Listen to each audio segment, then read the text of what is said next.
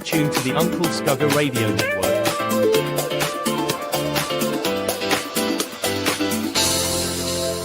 You're tuned to the Uncle SCUGGA Radio Network.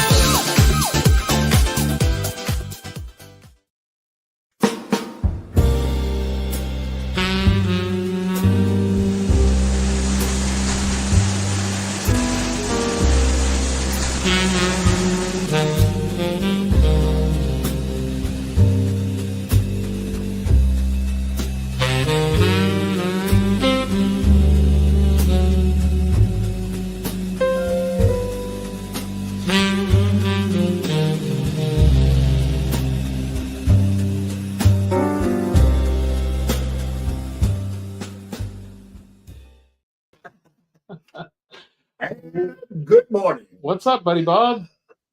It's a happy Wednesday morning. I want to thank our announcer Bill James for giving us the lead-in to the show. You're watching the Practical Nonsense or Uncle SCUGGA Network, whatever he says. Good morning, everybody. Good morning, buddy Bob. Good morning. How's your last 2 weeks? We didn't have a show last week. No, I've been busy. It's, as they say, as busy as a one-armed paper hanger. You've been busy, mate. How busy? Yeah. Events at work, plus a couple of unexpected funeral, and then another one. Yeah. And so, unfortunate. But so I've been busy. I noticed when I got up this morning, it's like perfect weather. Like sweatshirt. For who? 40. It's like, no, but I mean, the wind isn't blowing this morning. Oh, I know. It has. We have had some windy days, haven't we? Oh, yeah. Yes, I mean, Monday was bad. It's cold. I took the dogs for a walk yesterday, and it was like 43, which doesn't sound bad, but the wind chill or whatever, the air felt colder. And I should have brought gloves with me because my hands get cold. And today's probably the same temperature, but there's no wind, so it's kind of pleasant. Yeah, it's not going to stay that way. It's not my kind of weather. Those people that know me, the ones that tune into my morning show, they know that I don't enjoy this weather at all. Let's see. I'm trying to go to so I can see the chat on the phone. Chat skis. That way I don't have to keep looking. You guys probably noticed we have a different setup in the studio here. We moved some things around. Mrs. Producer has taken the dog to the vet today, so I needed to. I had to set up the studio a little bit different. And why can't I? For some reason, this won't let me tune in to the show. Huh. Are you doing it on YouTube? Yeah. I don't know. Yeah, so you're doing good besides the busy stuff at work? Besides that, I finished up the bit of physical therapy I was doing for my back. Yeah. So, but that was just, another thing off the schedule. So finally it relaxes a little bit, my schedule anyway. Let's see. Yeah, I've been actually feeling pretty good the last week or so. I'm having some issues, some minor stuff, but the doctors don't seem too concerned about it. So I'm not going to get concerned. If they're not concerned, I'm not concerned. You know what I mean? Yeah, there you go. You know what I'm saying? It's that positive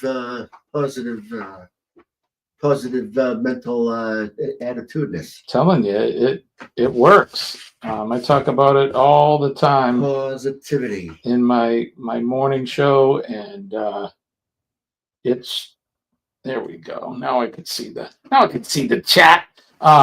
Yeah, it really helps. It really works. I actually a couple weeks ago, or maybe last week, I was a guest on one of my friends. He's got his own YouTube channel. My friend Ryan and his wife Mel, and they had me come on one of the Thursdays. It was they were doing a thankful series. You know what you're thankful for in that. Yep. So I did a little research prior to that, and so I could pretend like I knew what I was talking about when it came to the the actuality or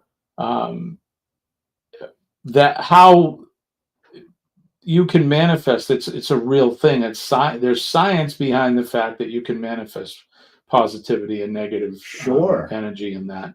And one of the things the study, a study had shown was that if people think about positive stuff for 17 seconds and then more, you will actually start to, they did brain scans in that, and you will actually start to draw in what they consider positive frequencies into your body. Right. And yeah, and it's real, man. It works. So somebody sent me a link to a New York Times article recently about how listening to music frequently on a daily basis can actually extend your life for the same reasons. Right. Now, for the same reasons. If you listen to music, and you can find it on YouTube, that's tuned to 423 or 432 hertz. It's either way. So did you know that? So music, as a musician, you know that most music is tuned to 440 megahertz. Megahertz. Right? That means hurts a lot. Yeah, it hurts a lot. Megahertz. Well, so according to science, that frequency is a negative frequency. And so back in the day, I mean, way before we were born, in the 1800s and 1700s, they didn't really have a big tuning standard. But when they did in the 1800s, the standard was, I think it was 432. Don't quote me. Oh, okay. And that's what people were, symphonies and all of that. They were tuning their instruments to 432. Now, how they figured that out, I don't know. But sometime in the early turn of the century, they changed it to 440. And science has proven that the 432 is a positive frequency, and 440 is a negative frequency. And how they show that is, you've seen the plates with the sand on it, and then they'll play a frequency, and good frequencies make cool geometric patterns, and the bad frequencies show chaos and just doesn't really form much of anything. Or it does, but it doesn't form anything completely. And 440 is one of those frequencies that doesn't form anything completely. That's interesting. Yeah, that was one of those things I stumbled on. So, if you listen to music, and there's YouTube videos out there that are all tuned to the good frequency. So you can listen to popular music, pick a band, and I not guarantee, but I can almost guarantee that you can find one that's tuned to that 432. Pretty cool. Don't forget to hit the like button, you guys that are out there, and give us a shout out, share us out, tell your friends, let us know what you think about our practical nonsense down in the chat. We'll go over and we'll say good morning to, we said good morning to Scott. Scott Woolen is here from Controversial Cruising. Danny D, the Fizzler Spectacular Supporter, is here. Jan from JJ's Adventures is here.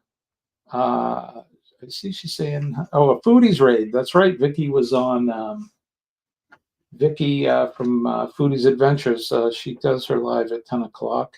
And then Angie is here from Whatever Floats Your Boat. Vicky is here as well. Good morning, Vicky. Twisted Nerves Painting is here as well. I saw you over at Sea Lake Journeys this morning, so thanks for joining us. Lee from Anfield Road Layout in the Loft is here. Hi, Lee. How are you? Lee's comes to us from the UK. Oh, nice. Yeah, so it's probably afternoon there. What are they? 6-7 hours ahead? I don't know. Must be supper time there. Is it supper time, Lee? Probably is. And Linda Tolman is here as well. Good morning, Linda. Linda, are you doing a live today at 1 o'clock? I know that Dee Dee won't be with you. She's got obligations with her brother. Her brother, I don't know, my good friend Denise, she's one of my Cup of Joe morning crew members. Her brother has cancer. Oh, So she's been on Wednesdays. They have, he goes in for his chemo and she takes him because anybody that's had cancer knows that you're not really in any condition to drive or do any of that stuff. So, right. no, she says no Wednesdays till Denise can partake. Okay, well, awesome. But you do what? You do. I said do. You do live streams on Tuesdays, Thursdays. I can't keep track and I can't remember shit. It's 4 p.m. over in the UK right now. Well, there you go. And how's the rain? We did the weather this morning, and it was raining there. Jimmy said do. I do on on Tuesday. I'm sorry. I do on Thursdays, Saturdays, and Monday. All right, Linda. You did say do. Makes Danny giggle. Oh, I'd say more than that.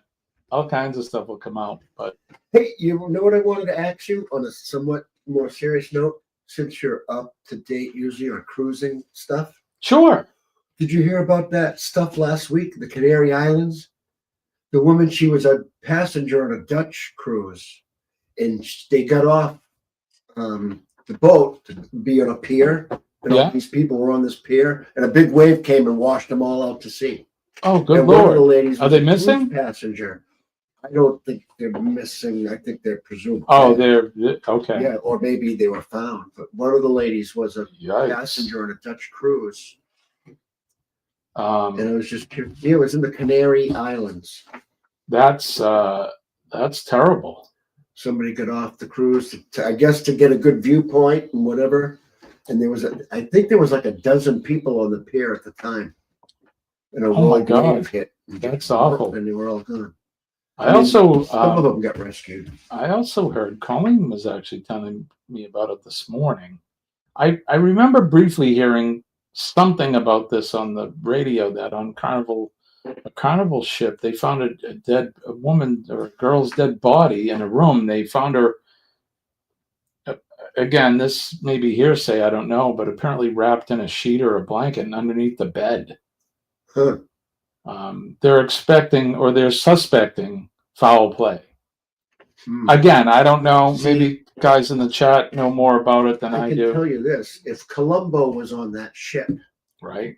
Because there was an episode of Columbo where he was on a cruise ship and he ended up having to solve a murder while he was there. Wow. Robert Vaughn was the bad guy. Robert Vaughn. He was, wasn't he? I am not a number. Prisoner. Yeah. I am not a number. I am Robert Vaughn. He actually lived a while. I didn't realize this. He's in one of the magic movies there. Harry Potter. Oh, Harry Potter. He's in one of those movies, I think. Harry Potter. They suspect her stepsister. Yeesh.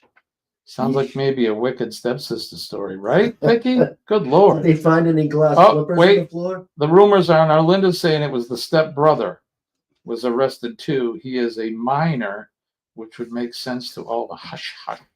Coal miner? Hush hush. He's a minor 49er. I think it's minor with an O and not an E. Oh, so he's not old enough to be a minor. Yeah. Well, he's not old enough to be an adult. He's a minor. Oh, I see where you went there. He's not old enough to be a minor. I think you have to have a union card. Which makes him a minor. That's awful, though. I mean, here you go. So in both cases, you go on a cruise. It's supposed to be fun, happy vacation time. And either you get washed out to shore by this washed out to sea by a rogue wave, and you're subsequently killed. Or, you go on a cruise with your stepsister and brother, and you wind up dead under a bed. Not good. Wrapped in a sheet. Yeah, extremely awful, right, Linda? That's terrible. Yeah, that's terrible. But have you been on a cruise before, Buddy Bob? I have one, and it was forever ago, 1997. 1997. Grand Cayman. I wasn't even born I yet. went to Jamaica. Grand- Yeah, no, it was good. I enjoyed it. I mean, like a lot of people, I put on a ton of weight. But well, most people do. Now, because the food was so good and it was everywhere. You went, there was food. so a lot of my community, my YouTube community, they have their channels, their niche is cruising. Yeah. And a lot of folks talk about how much weight they gain when they get off the ship. You know, oh, I gained, 10 pounds, or because the food is, in most cases, the food's fantastic. And you kind of wear that like a badge of honor anyway. Right? And unless you go to a specialty restaurant on board the ship or something, the food is included. It's all inclusive. So you're eating the cake and you're eating the ice cream. You can walk right up and serve yourself a swirly ice cream. Yeah. And, my last cruise, was it my last one? No, I take that back. It was the cruise prior to that. I was a Carnival cruise, and I went to Chichen Itza. Yeah. Was it No, I'm sorry.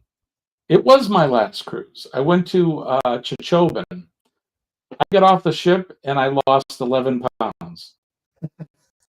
But I ate, but I think it was due to all of the walking that we did out in the jungle.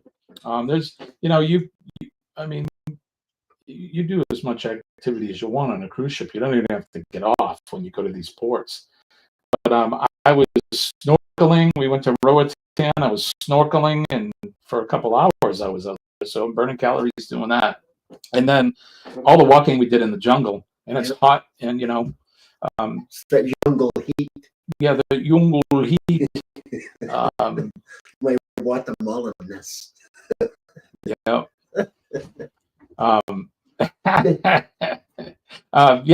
It's you do a lot of exercising, but then again, you could go into a port and then just sit in a bar and drink and eat food. Well, so it's funny that you say that, because I just recently heard or read that doctors are now saying walking, of course, is good for you, but not so much. They say now don't focus on how often you walk, but how far you walk. The most beneficial thing to you is to walk greater distances. So instead of saying, oh, I'm going to take a short walk in the morning and a short walk in the afternoon, take one long walk instead. Right, Vicky, mostly water weight. Yeah, and being in the jungle, I sweated. Sweated? Sweat, yeah. Is that a word? Sweated? Or just sweat. I was sweating. I was sweating a lot. It's sweater weather. Yeah. Right now, it's sweater weather.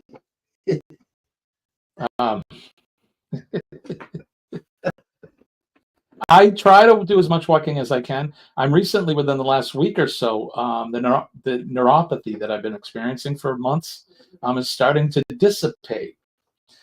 So I walked. I took both dogs for a walk yesterday at separate times, and I did well over 10,000 steps yesterday. So, well, I tell you, I'm still dealing with, although I'm done with therapy and all that, with some numbness and tingling in my foot. Yeah. And some mild neuropathy there. And on my exit interview, the therapist said, pretty much echoed that sentiment, that just walk. And that's like the best thing that I can do for the foot. Right. Is and this, walk on it. I know this looks like soda, but it's water. It's this is Topo Chico, not a sponsor, but we'd like to be. Didn't he used to be on the Ed Sullivan show? Yeah. Topo Gigio. Hey, oh, sorry, you can't see in the camera. Hey there, Topo Chico. Oh, taco. Did I send you that? I saw the whole episode. No, the parody of it. Oh no, I did not see the parody. They have AOC singing the song. Oh no. Taco flavored kisses. We're talking about South Park, where there's a video where J-Lo supposedly took over Cartman's hand or something. They take the song, the taco flavored Kisses song, and there's a video of AOC singing. Kisses. Yeah, South Park. Kisses. Nobody is immune from getting. They get slammed away with by stuff. them. They get away with stuff, but then some stuff they don't. They've had to pull episodes. They had to Because pull. somebody whined and cried, and Well, that's so- not right. no, I guess on their own, they pulled the Charlie Kirk episode out of syndication, and nobody asked them to do that. Well, I think in that case, after he was that's shot, right. Look, And you know what? I been subscribed to Turning Point for probably 4 years, and when that happened, when that episode came out, the next day he was on his podcast saying how much he loved it, I saw that one. Yeah, and he but thought it was great. the thing is I think in that case, and regardless of how you feel about somebody, my mother and father always taught me that you never speak ill of the dead, and I don't know if they were speaking ill in that episode. I don't think it was, but if they're making fun of it, If they pulled it of their own accord and nobody made them do that, then I applaud them. I for do that. as well. I appreciate them doing for that. But again, Charlie Kirk himself wasn't offended by the episode. No, he thought it was good. And look at it's almost a form of flattery, right? These guys with the cartoons, they get away with a lot compared to what other people can do in other shows. Right. It's like South Park, where I don't know if there's any cartoon out there or TV show for that matter that's predicted the future like those guys have done. That's kind of weird. There was a very, very early episode of Family Guy where they predicted Bruce Jenner becoming a woman. Right. But where he's an entertainer on a battleship. I think the more time, the number of times. Yes. No, those guys are clued in. And I think Family Guy, Seth MacFarlane is similar. His edge is different. Right. He's edgy, but he seems to pick his shots a little bit differently. Whereas Trey Parker, and I forget the other guy's name, but the guys from South Park, they like the edgier the better sometimes. Right. Yeah. And it's a great format for that. And I think that I applaud these guys because that's how they're getting their social commentary out, for better or for worse. And all that started as like a workplace Christmas card or something when they made South Park. Right. Paper cutouts. Right. On the trace. Animated a paper cutout, and it became this huge multi-million-billion-dollar enterprise. Right. And Family Guy as well. He was rejected a bunch of times. Yeah. That show was canceled twice. You can go on, and YouTube is our platform. It's where you can pretty much find anything. You can find his early cartoons before he even had any cartoon deals. Right. He's brilliant. Seth MacFarlane. Like you said, I think he's definitely in tune with things as well. Right. And, and he's got the ability to put the stuff on TV that wouldn't be able to put it live. But you could have a sitcom with the jokes, right. You wouldn't be able to do that. No. Just like you wouldn't be able to put All in the Family on the air today, or the Jeffersons, or a lot of these shows. It's like Blazing Saddles. No, you couldn't make Imagine showing that and in its entirety today. They even kiboshed the idea of doing a Tropic Thunder too, because Robert Downey Jr. was in blackface in that movie. But it was like I don't know anybody that didn't like that. Are you kidding me? That's the best. And I think, and I've heard from a lot on YouTube, a lot of black people who thought he was awesome. You never go full retard. You went full retard. But I mean, and I think that it's being oversensitive. The funniest comedians are the people that make us laugh at ourselves. Well, and that's it. If you can't laugh at yourself. And in the 70s, when they had those shows, All in the Family, they weren't trying to get you to dislike black people.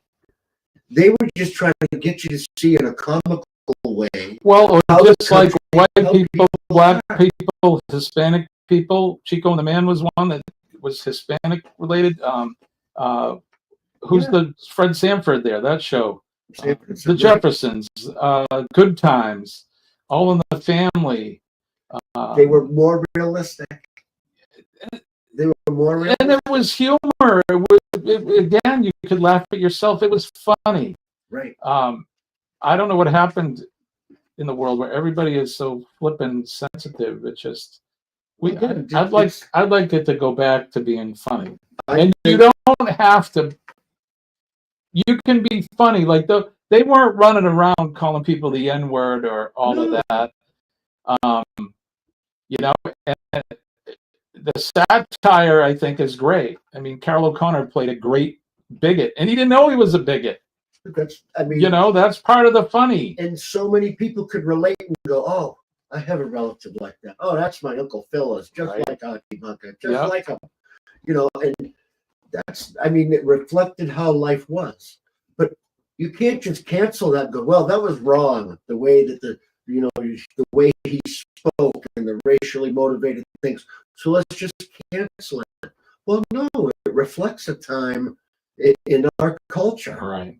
Now, you can say it's better that we clean that stuff up and it isn't on television anymore. Or you can say, listen, when that stuff was on television, it made people be able to lighten up, If you chill out. Right, if you homogenize something or you scrub it, you put the Clorox to it, then it's not funny anymore. It's not real either. It's just Superficially stuff. clean. Yeah, I don't know. For those of us that grew up in the 70s, I hate to, for fear of sounding like my dad or my granddad, those were good. That was a good era to grow up in, you know. I agree. Today, it's not the same. There are some out there now, and another reason why I like YouTube, because there's, you know, you got to be careful because YouTube, they can be really woke, and they'll cancel somebody that if they go a little too far. Again, hate speech and that, I'm not talking about that. I'm not about hate speech, but if you can do satire and make fun of everybody, again, going back to South Park, they make fun of everybody, even themselves. Right. On either side. And same thing with Seth MacFarlane. He picks on Republicans and Democrats and, every culture. And it's funny, and so I don't see. Yeah, I don't see why people need to be so uptight about this. You know what I mean? Yeah. Welcome back, Carter. Mike is saying, "Ooh, Mr. Carter, Mr. Carter." Love that show. Gabe Kaplan, and that's Travolta got a start on that one. It's like if you look back Marcia at some Strassman was his wife. Right. Yeah, and she was in some She was movies great. after that, right? I know that She might have been. you look back at like Happy Days, which was a good show in the beginning. I think we sort of touched base on this. What happened to Chuck? He was in the pilot. 1, episode 1. Yeah, he was in the pilot. He And he never came down. Never came back. Jumped out the window. I'm out of here. But a lot of spin-offs were created from that. Mork and Mindy, Laverne and Shirley. I got a question. Was Tom Bosley in a Western TV show before he was on Happy Days? That's a good question. Was he in Gunsmoke or one of those? Maybe those guys I out seem to there can tell remember us. seeing him on a show where he was like dressed like a cowboy. Was Tom Bosley in a Western? I don't know. He was in Murder, She Wrote. Tom Bosley was in a lot of those shows. He may even have been on Love Boat. Oh, I'm sure he was. They were all on Love Boat. Sure, Marion Ross. Uncle Milty. And the guy that played Arnold Horshack.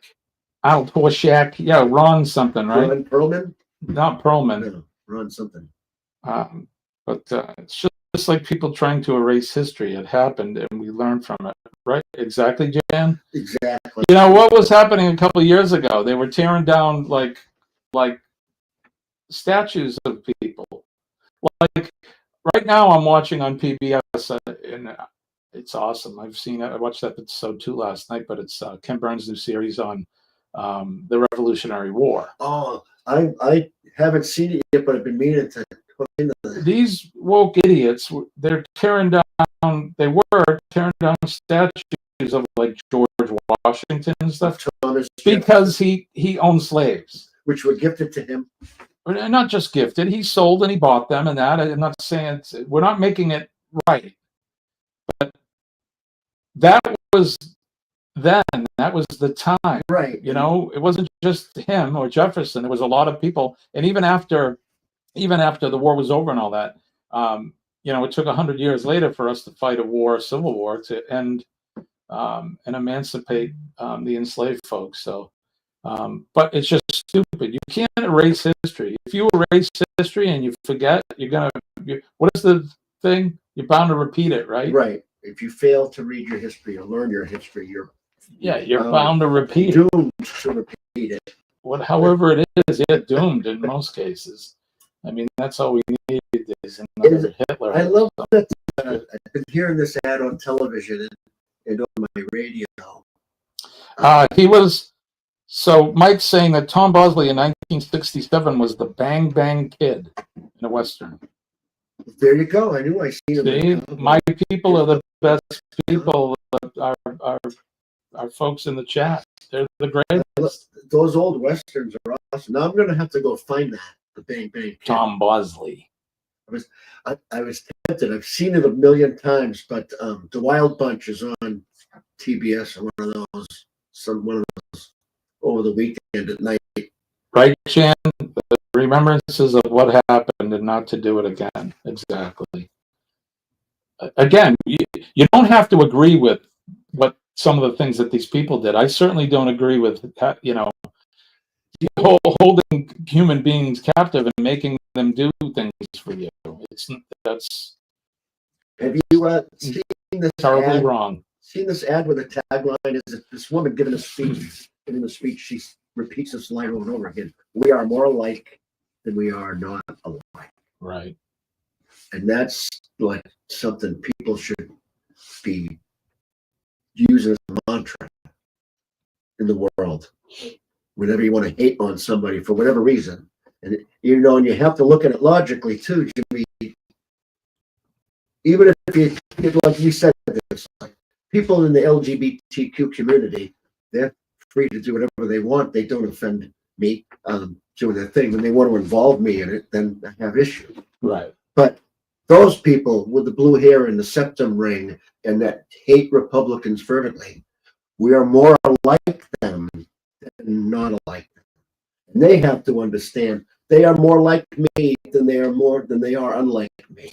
Well, if we spend more energy trying to be kind to one another, then you know, it takes a lot less effort.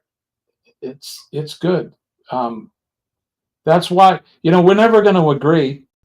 You may like some kind of food that I don't like, or like a band that I don't like, or vice versa. Can you imagine? Does that mean I'm not going to be your friend anymore? Can you imagine? Stupid. Henry, I hate to tell you this, but I mean, you're my best friend and everything, but you know, since you don't like cheeseburgers with asparagus on it, I just can't have anything to do with it. Just for the record, I don't put asparagus on my cheeseburgers. That would be sacrilegious. But I do put ketchup on a hot dog. Yeah, that's yeah. And depending on the eggs, I put ketchup on my eggs That's too. where I have to get up off the table. That's where I gotta go find a new place to sit. Now your breakfast plate looks like a murder scene. Get a little closer to the mic, but Henry, you just pull it. Now it looks like pull it towards yourself. Like you killed a chicken on your plate, you know. And it's just ketchup, man. It's all it is. It's a tomato-based sauce. It's just ketchup. I'm not a big onion fan. I don't want onions on my, you know, caramelized onions on my cheeseburger or in my steak and cheese. People love it. In fact, I made steak and cheese subs last night, or hoagie, as some people would argue. And I put peppers on mine. I put onions and peppers on Colleen's because she likes onions. I don't like it. It's okay. Yeah, it is what it is. And I still will go to bed with her at night. I won't let her breathe on me, but brush your teeth. Jeez. But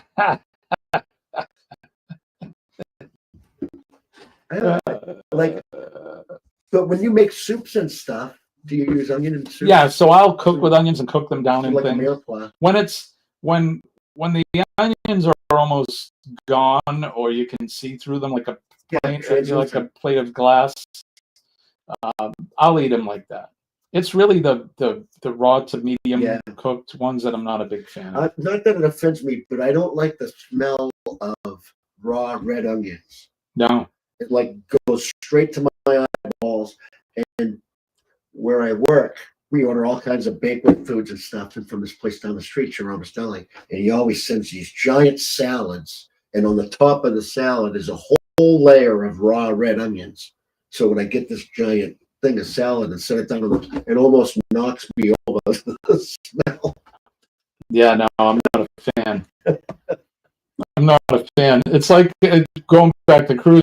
You go on a cruise, and you go to the MDR, the main dining room, and I forget. I'm excited to be on the cruise, so I forget that to order food without something, and I get my salad, and it's got all the thinly sliced like white onions on it. I'm like, oh, for crap's sake!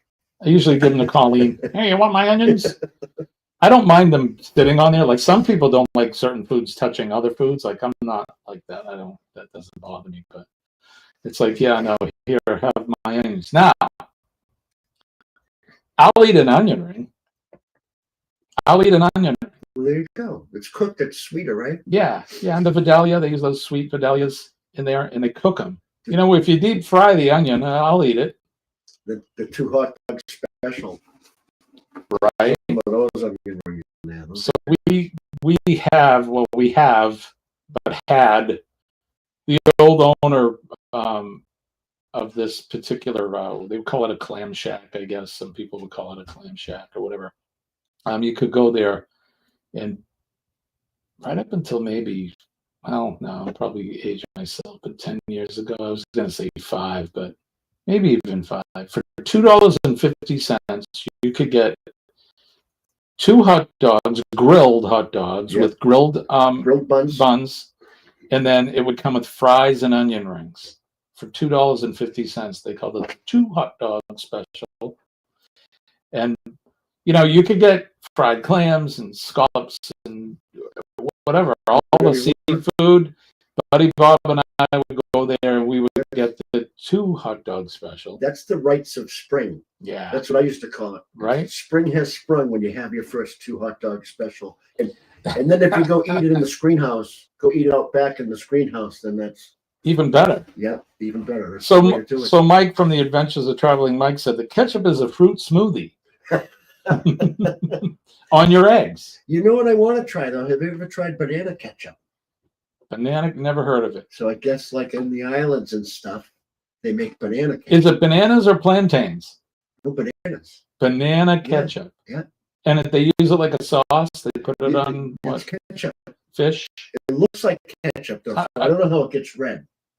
There must be tomatoes in it. I see it on Food Network. It's called banana ketchup. All right, now you're intrigued me. Let's look up banana ketchup. I intrigued them.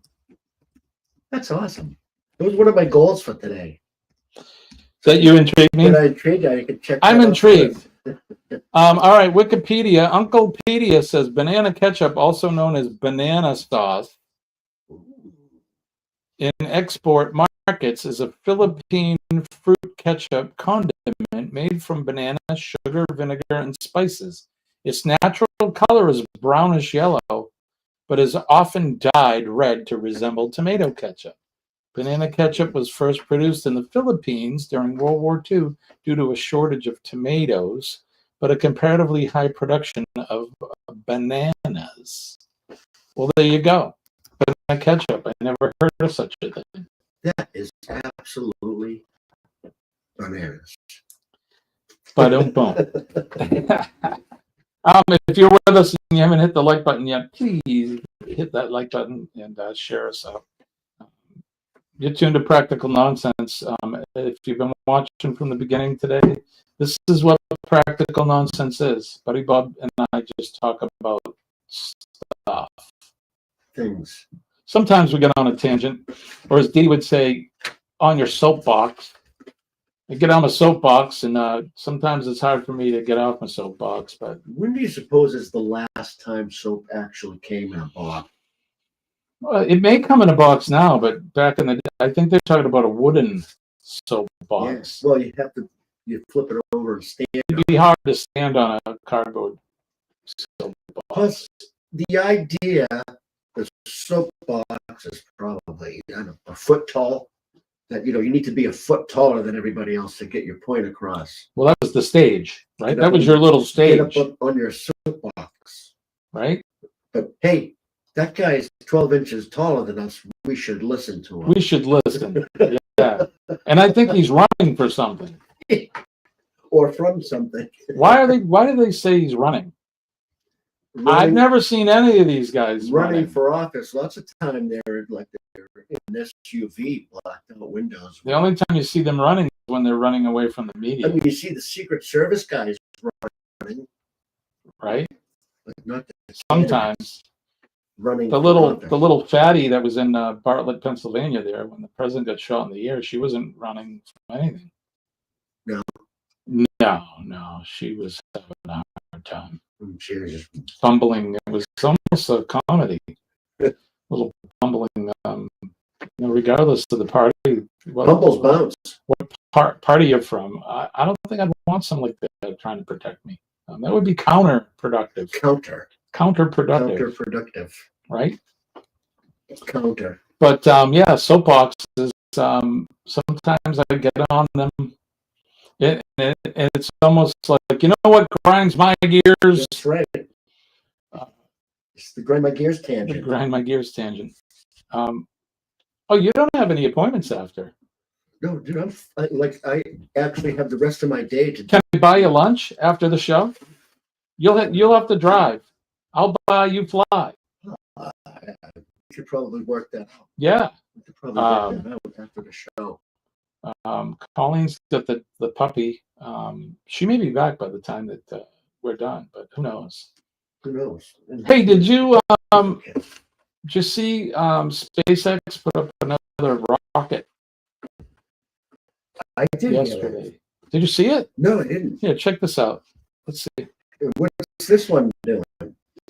I think he just tests his systems and the boosters, and some of them are pretty cool because they, the boosters come off and they land, and it's not like where the stuff is like flying off and then it's falling into the ocean and then they go and pick it up, and like in the old days when we were younger.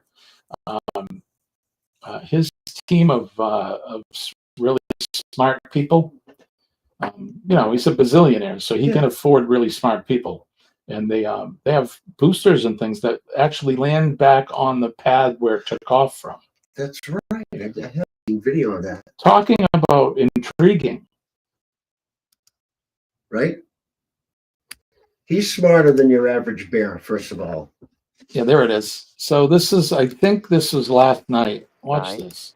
8, 7, 6, 5, 4, 3, 2, 1. Ignition. Engines full power. Liftoff. Go SpaceX. Go Starlink. Or maybe he's putting up a Starlink satellite or something. I would like to be there to watch one of these real.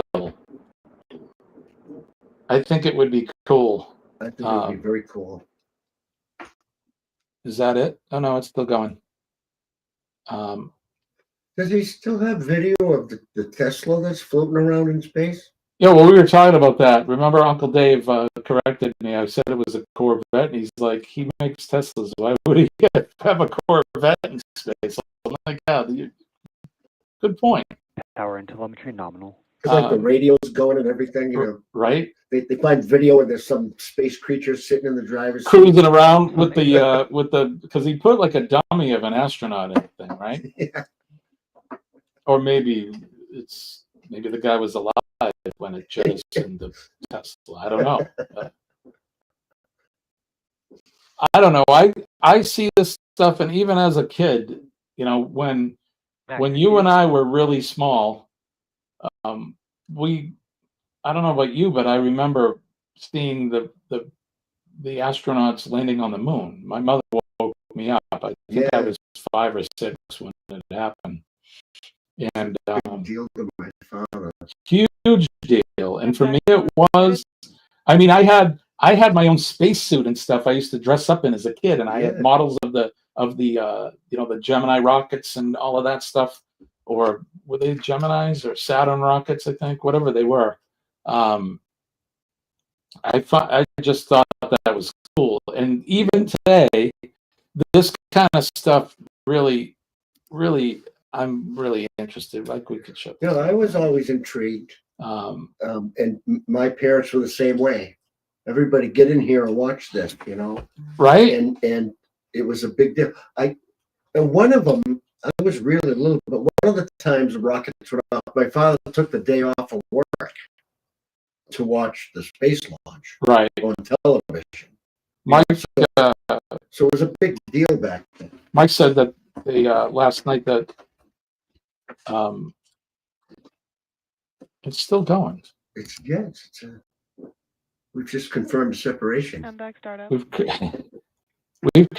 And now it started up again. So oh my goodness. I don't know if that separated booster or whatever, if this one will land. I know he has other ships. Mike was saying they put up 29 Starlink satellites last night. Which we're actually streaming live on Starlink right now. There you go. Yeah. So it benefits us. If you look in the windowsill, there's my Starlink modem in that. It's right there.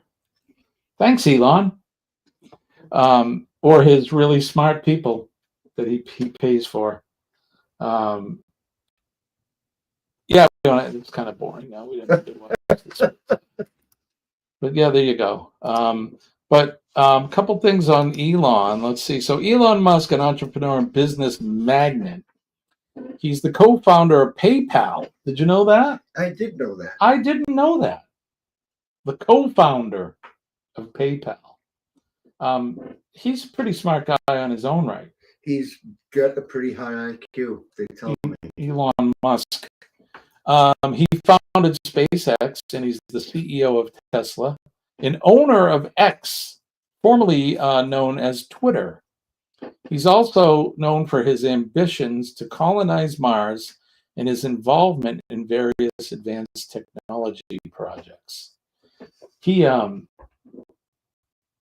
to colonize Mars, huh? I mean, okay. I'm not going. I'll probably not. I probably won't make it either. But can you imagine us colonizing Mars? So he's skipping like the whole colonizing the moon.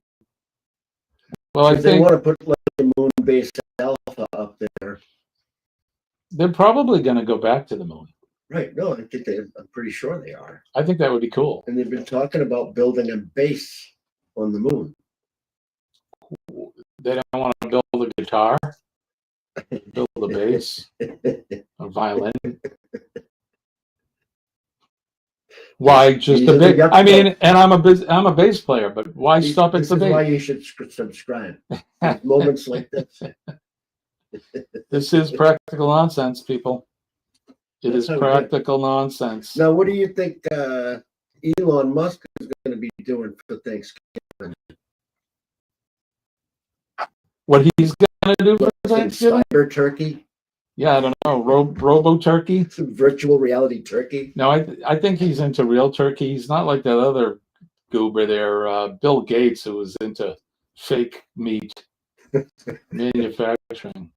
Oh, the cows are pooping too much. so they're ruining climate change. Yeah. And then he went, oh, well, maybe climate change isn't as big of a deal as we thought it was. I mean, a few cheeseburgers isn't going to hurt the climate that much. Is it? I've never tried an Impossible Burger, but I don't want to try one. I tried an Impossible sausage. For real? Breakfast. What's it? Made of vegetables? Sausage, egg, and cheese. Or is it It is manufactured interesting. meat? It is interesting. This is what they did. They took like a piece of sausage, piece of real sausage, and they identified and named all the different proteins that are in that piece of sausage. And then chemically, they reproduced those proteins and put it all together, and that's their Impossible meat. Okay, I'm not. They tried to simulate Yeah, the proteins. I'm that are good. in real meat. And I'm that's, good. And that's how their process worked. Now, not here so much, but in some parts of Europe, they're already up to like 80% of their consumption. Disgusting. Yeah. No. They're going to find out that just like the clot shot, that at some point it's going to be some adverse effects to eating this Petri meat. Changing things that are fundamental, I think, is wrong.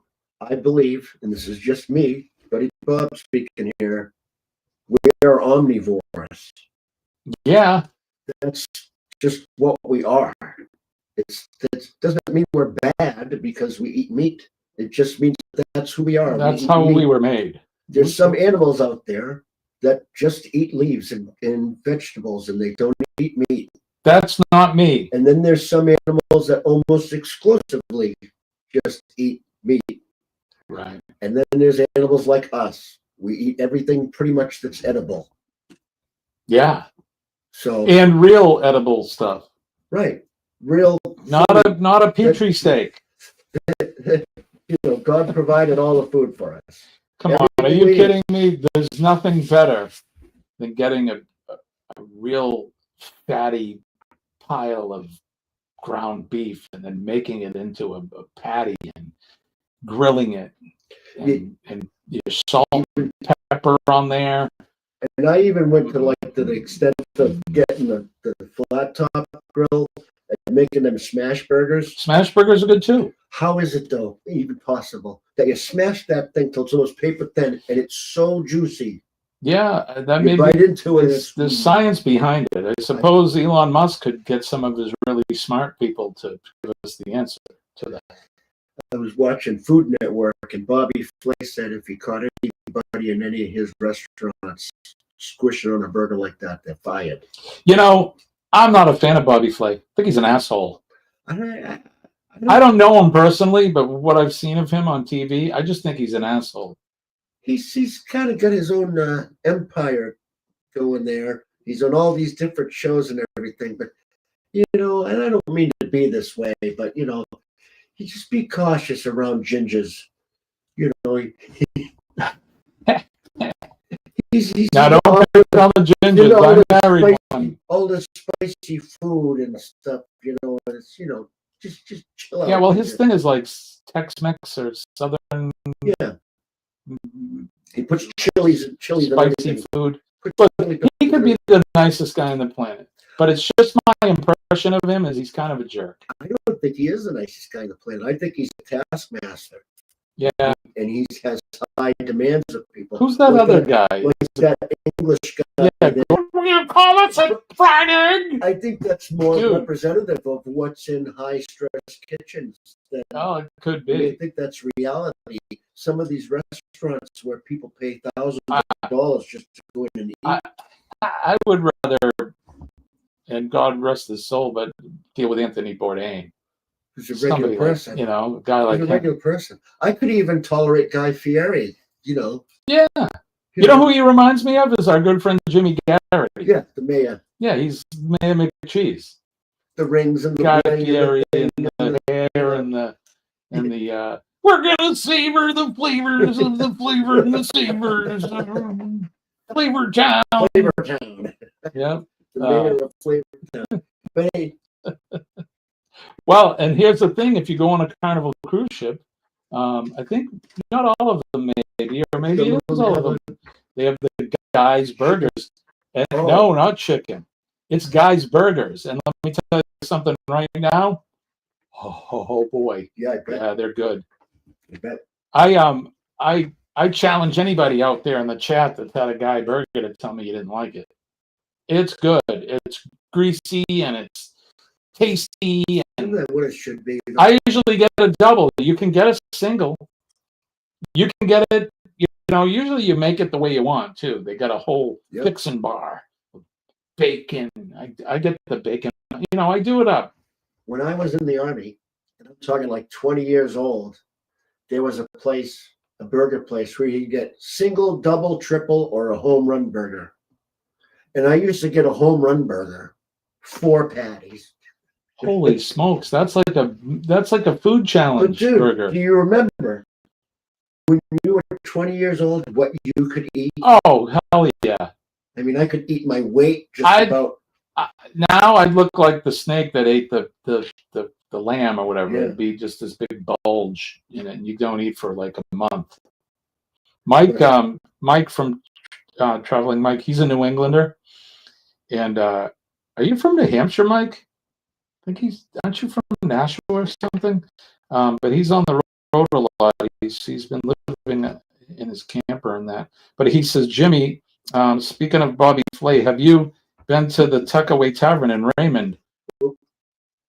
Oh, because Bobby Merrill's on his show. I mean, Bobby Marcotte is Bobby Marcotte is on his show. He's been on his show a bunch of times. Has he? And when he competes, he usually wins. And he's been on the Guy's Grocery Game a lot. But he beat Bobby Flay head up, straight up. Been to Tuckaway Tavern and have eaten steaks there and lobster rolls and other things. I used to go to the because attached to the tavern is a butcher shop. Right. And we would go there all the time to buy our grilling meat, especially when Lardy was around. Henry, let's go to Tuckaway Tavern. Okay, Henry, let's go. So I remember that guy taking the ride, going to Tuckaway, buying a couple of like $60 steaks. Yeah. And then go back to my house, get the grill going. By the time I was done grilling, ready to eat, passed out. Oh well, he'd already partook in a 3/4 of a handle of Captain Morgan. He'd wake up at like 3 o'clock in the morning and eat the steak cold. It's like, dude, you paid like $1 million for that prime piece of beef. Well, we would go to Plastow. What was that fish market over there? And we'd buy like a 30-pound lobster. He'd buy it. Let's go over and get a big bug, Henry. Big bug. Yeah, but Tuckaway, they're supposed to be building one in Derry. Is that? Now I know he has another restaurant in Mass somewhere. Does he? Yeah, that's what I heard. But you're good friends with Bobby Marcotte's father. Now that's not the same Marcotte's that were the car people that we know, right? No. Okay. That's cool, Mike.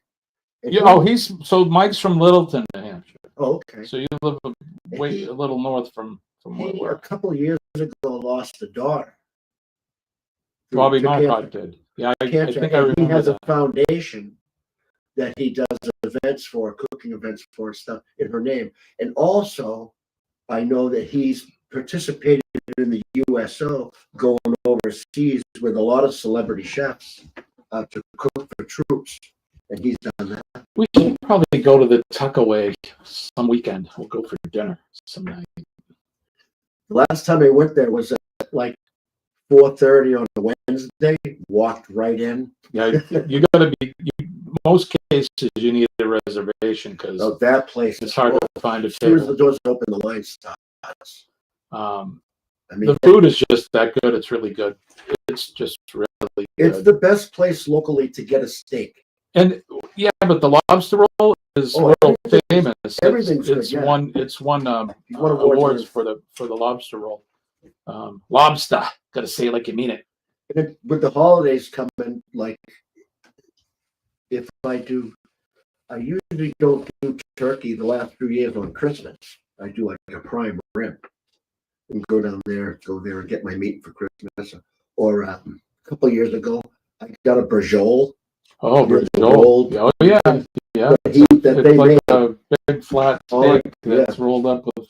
all kinds like- of awesome Mm, stuff. And that's Italian Brazil. it could be beef, it could be pork. Yeah, it's good. Nice. It's good. It's no schnitzel. But they have some of those special stuff for the holidays. Several holiday restaurants Rise and Grind, Tuckaway Tavern, Hop Grind Barn, and Mary Hill Grindhouse Meat Company. Oh, okay. That's all him. It sounds like it. That's what Mike's saying. That's awesome. Good for him. I'm glad to see he's really successful. Yeah. I never met him, but super I'm hard sure work. he's a good dude. And yeah, so in Derry, New Hampshire, I'm sure Mikey must know the town, but this is a town that I grew up in. Buddy Bob and I went to school there. Our local hangout, McDonald's, when we were back in high school. It's going to be right there on Crystal Avenue, right? Somewhere around where McDonald's is. Very good. Out in the back or behind like T-Bones or something. It's going in there. So The dim sum's not there no more. it's a different name. It's another There's not. takeout restaurant. Dim Sum. You know who's good? Have you been to China Garden down by the old Walmart, the Ocean State job lot? In Yeah. front of it. So you know where that is, right? In front of it, there's an Asian massage. Yeah. So there's a strip at the Asian massage, and then on the other end is the vape smoking Smoke shop. Yeah. In between is the China Garden. Their Chinese food is really, really good. Oh, So that's when good I to get know. Chinese takeout, that's one of the places I go and get it. That's good to know. I mean, we'll go to Bonsai. We'll go there, Colleen and I, which is a restaurant here in Generally town. go to Chen's. But yeah, Chen's is not my favorite. I think they were better than they used to be. But we'll go to Colleen and I will go to Bonsai, and we'll go get a Mai Tai when I was Nice. allowed to drink. Although I am allowed now. We would get a Mai Tai and then get a poo poo or order one of the combination platters. A combination. Combination platter. But China Garden in Derry is really, really good. Their chicken on a stick is really good. Teriyaki. Yeah, the teriyaki chicken. Oh, wow. Now you're making me hungry. Well, we're gonna get lunch after this. Great guy, does a lot for St. Jude's, yeah, which is good. Kills me to see the little kids with cancer. Bad enough that us adults get it and have to deal with it, but the little kids, man, it's not fair. They're just So- little kids. That ain't fair. They shouldn't have to deal with such pain and Well, my charity Stripe. of choice is through NASCAR. And NASCAR has a Speediatrics program. oh, They call it Speediatrics. See, I see what Speediatrics. they did there. And it's a program that for kids that have cancer. Yeah, and along with treatment and stuff like that families may or may not be able to afford, and lodging and all this, they also get the kids together, bring them to NASCAR events and all kinds of cool stuff they do for the kids. And that's awesome. It's awesome. Yeah. So I'm partial to Dana-Farber because that's where I'm treated, and that's where the Jimmy Fund is. So the Jimmy Fund is a fund that was started by the Red Sox, and that's right there in the hospital. It's one of the biggest cancer funds in the country. Yeah. In fact, And you can go get your picture with Wally. Yep. Now that was started by the Yawkey family Correct. when they were the owner. They of owned the Red Sox And back in the day. Since the cancel culture has gone out of the way to erase him from history because he might have used a bad word once in 1940. Was he anti-Semitic or something like that? I don't remember what it was, Yeah. but he said something that, 100 years later they took offense to, so took his name off the street. Yeah. And all this, that's the way cancel culture is. So I'm glad that they can't take away the Jimmy Fund. Well, And so this man that you didn't like, they would have if it was called the Yucky Fund. right.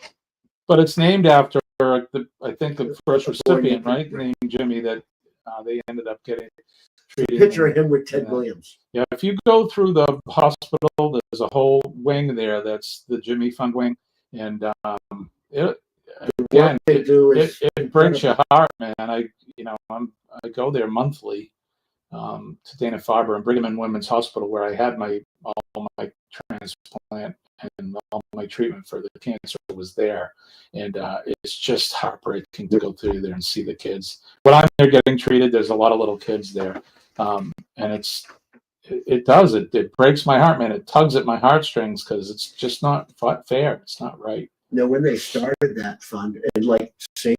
Jude's as well, when they started that in the very late 50s, I think St. Jude's was around That's 1960. Danny Thomas started that, Right. didn't he? When they started that, 80% of these kids were dying. Now, 80% of them are living. Yeah, that's good. And over the last however many years, most of the giant breakthroughs in childhood cancers have come out of St. Jude's. Yeah, they were one of the first research It's a hospitals. research Yeah, hospital. yeah. And the parents and the families, they don't pay 1 cent Right. for any of the treatment, Yeah. and lodging or any of it. So Taken I care think of Jimmy by Fund uses what, Ronald McDonald and stuff like that. McDonald's. So the parents said that they needed it. I mean, because I've said it a lot since I got sick and on Cup of Joe, but Boston's the best place on the planet to come and get medical treatment. I would say. And when I was there were people from all over the world. There were Germans there. There were people from Ireland. There were people from the Philippines. Not to mention from all over this country. They come to Boston to get their treatment. And like St. Jude, it's a research hospital. Dana-Farber is a Right. research institute. That's what they are. They're an institute. Yep. And that's where Jimmy Fund's based out of. And my doctor told me that the treatment that I got, that cured me, killed all the cancer. They didn't have this 3 years ago. So there you go. So it would have been pretty grim Right. if it was 5 years ago for me, or I'd be going through a lot more, Right. crazy Hardship. treatment. Yeah, absolutely.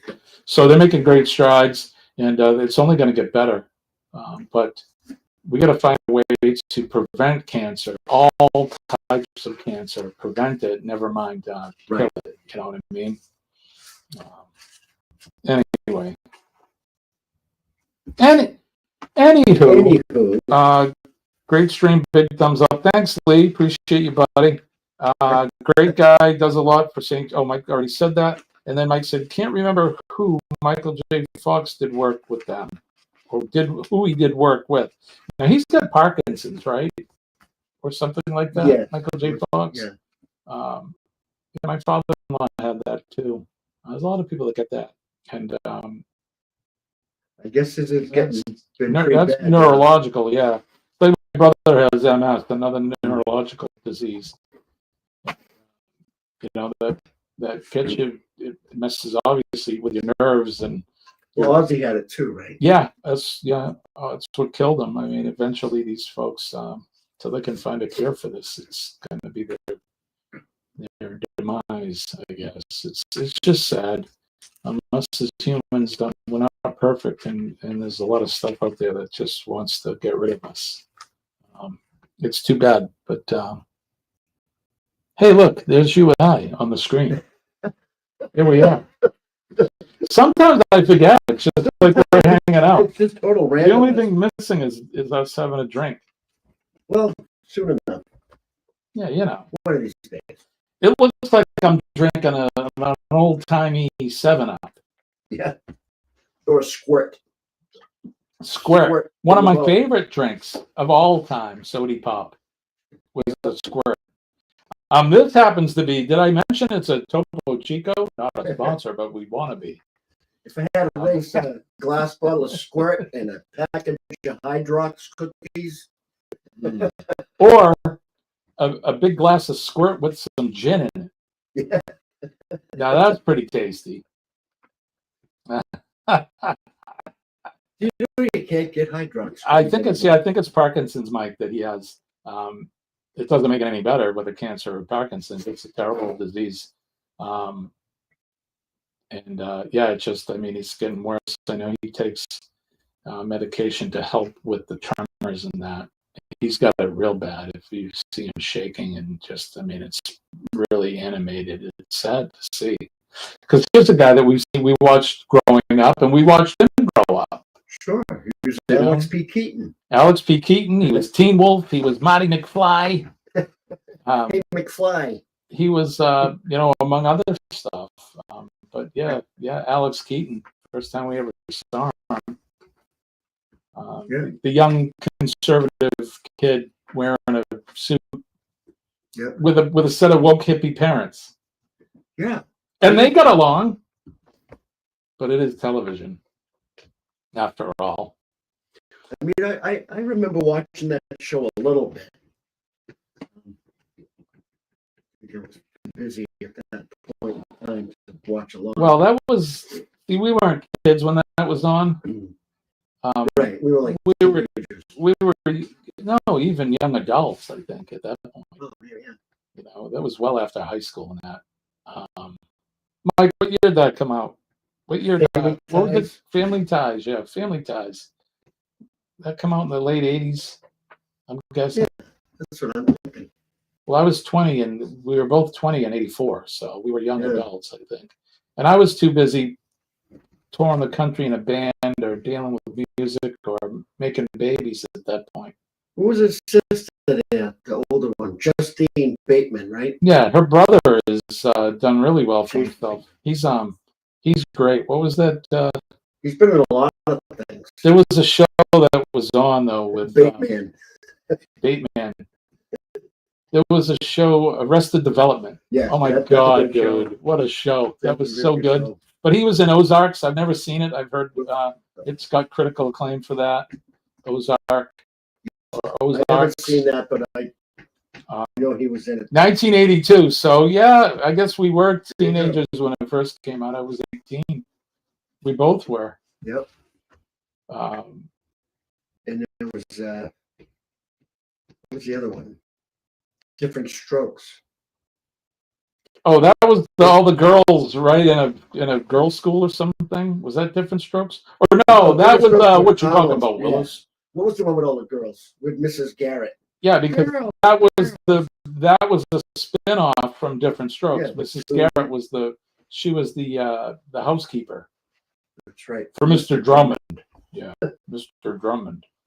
The rich guy who adopted two little black kids. Arnold. Yep. Yeah, and he had some affliction, that kid. He had like a kidney disease or something. That's why he was so little. Because even on the show, he was in his 20s by the end of the show, I think. And it was only 3 feet high. Right. I think the medicine stunted his growth. Ozarks was a good show. Yeah, I've never seen it. I've heard everybody's like, "Oh, you got to watch that. You should binge watch Ozarks." I will. Right now, and being the history buff that I am, if you're familiar with Ken Burns, he did the first thing I ever saw him produce was the Civil War. It was like a what do you call it? A miniseries. Yeah, but it's a docu-series on the Civil War, and then he did one on baseball. The baseball ones. The greatest American pastime, baseball. That's one of my favorite. That was a really well done documentary. Awesome.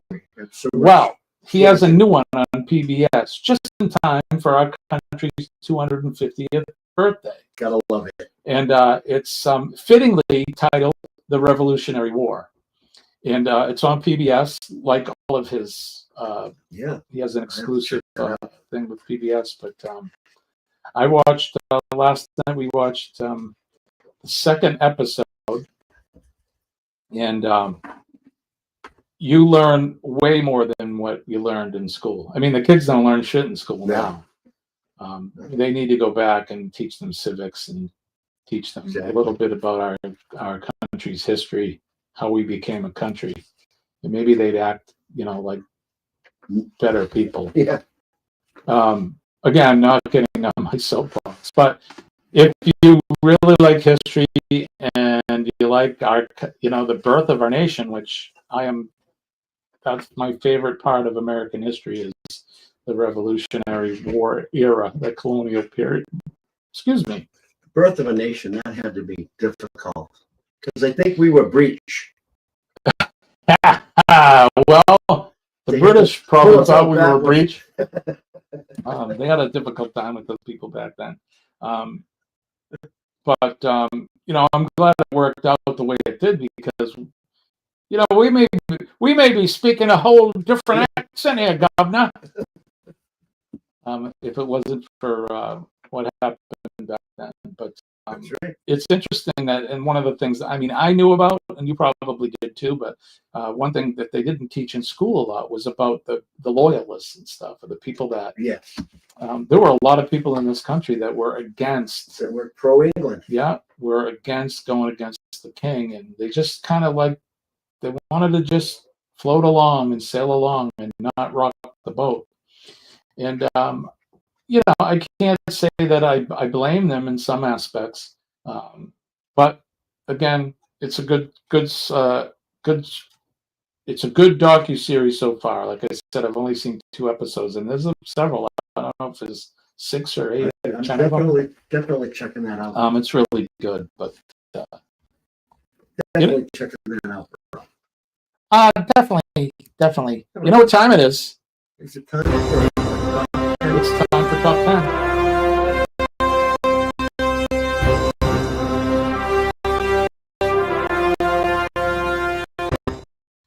All right, it's time for Top 10. It's the portion of the show where Buddy Bob and I pick a topic, and we give our own Top 10, our own idea of like we've done Top 10 live rock albums and Top 10 female singers, and it's strictly subjective.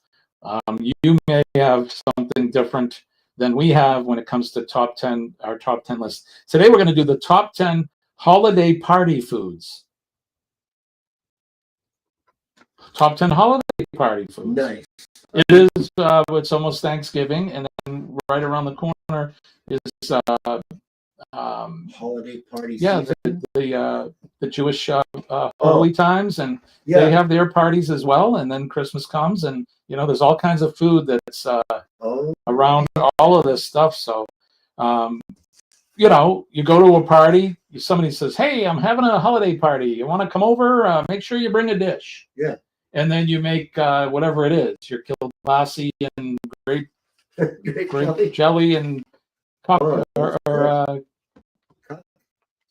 I was going to say cocktail sauce, but it's the other stuff. Or mustard, or no, it's usually grape jelly. Oh, chili sauce. Chili sauce, yeah, thank you. grape jelly sauce. I do that with meatballs too. Oh, you could do it with just about anything, little weenies and all that. So today is we're doing top 10 holiday foods. You may not agree with us, but let us know in the chat what are your favorite holiday party foods is the topic. So I'll go first. All right. We were just talking about meatballs.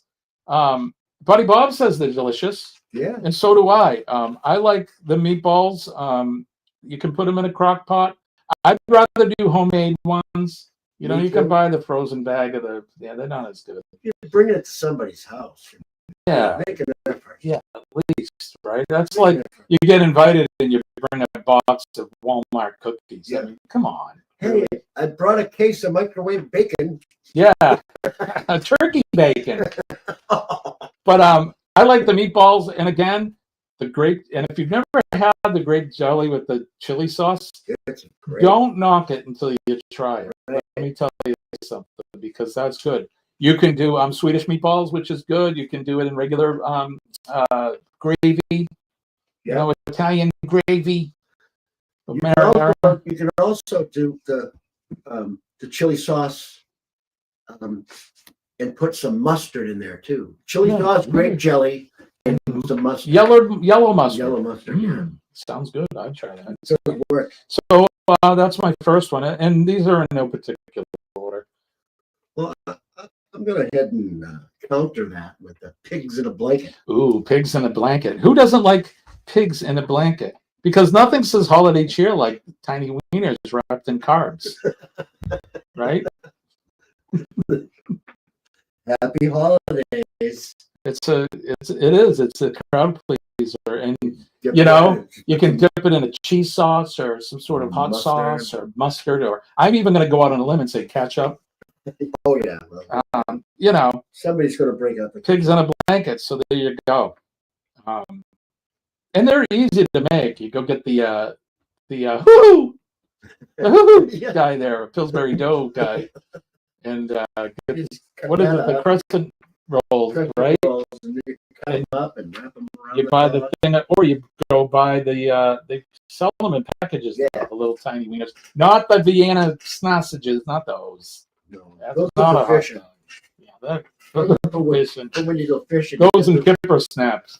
I used to have a thing of Vienna sausages in my tackle box. I may have some Vienna sausage down in the closet down there. It's just that, you know, it's a go-to when you really just want to ruin your diet. Yeah. That and Spam. But you can't compare Vienna sausage to Spam. Spam is just way better. Yeah, Spanish. Yeah. I mean, it's spiced ham. It's good. It's it helped us win a war. That's Spam. right.